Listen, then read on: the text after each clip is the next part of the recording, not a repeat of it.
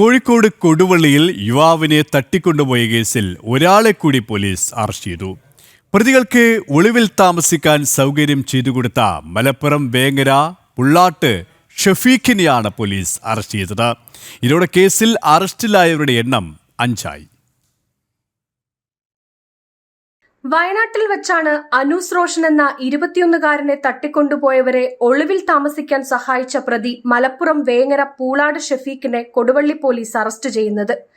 തട്ടിക്കൊണ്ടുപോയതിൽ നേരിട്ട് പങ്കെടുത്ത കൊണ്ടോട്ടി സ്വദേശി മുഹമ്മദ് നിയാസിനെ പുലർച്ചെ പോലീസ് അറസ്റ്റ് ചെയ്തിരുന്നു. ഇയാളുടെ സഹോദരി ഭർത്താവാണ് ഷഫീഖ്. ഇതോടെ കേസിൽ നിലവിൽ 5 പേരാണ് അറസ്റ്റിലായിരിക്കുന്നത്. ഇക്കഴിഞ്ഞ 17-നായിരുന്നു അനൂസ് റോഷൻ എന്ന 21-കാരനെ ഭീകരാന്തരീക്ഷം സൃഷ്ടിച്ച് വീട്ടിൽ നിന്ന് തട്ടിക്കൊണ്ടുപോയത്. സഹോദരൻ അജ്മൽ റോഷനുമായി വിദേശത്ത് വെച്ചുള്ള സാമ്പത്തിക ഇടപാടുമായി ബന്ധപ്പെട്ട പ്രശ്നങ്ങളാണ് തട്ടിക്കൊണ്ടുപോകലിന് കാരണം. തട്ടിക്കൊണ്ടുപോയ അനൂസ് റോഷനെ 5-ാം ദിവസമാണ് കർണാടകയിൽ നിന്നും കാറിൽ കയറ്റി കൊണ്ടോട്ടിക്ക് സമീപം ഇറക്കിവിട്ടത്. കേസിൽ ഇനിയും പ്രതികൾ അറസ്റ്റിലാകാനുണ്ടെന്നാണ് പോലീസ് വ്യക്തമാക്കുന്നത്. ഇന്ന് അറസ്റ്റിലായ പ്രതികളായ ഷഫീഖിനെയും നിയാസിനെയും പ്രാഥമിക ചോദ്യം ചെയ്യലിനു ശേഷം കോടതിയിൽ ഹാജരാക്കി റിമാൻഡ് ചെയ്തു. ജനം, കോഴിക്കോട്.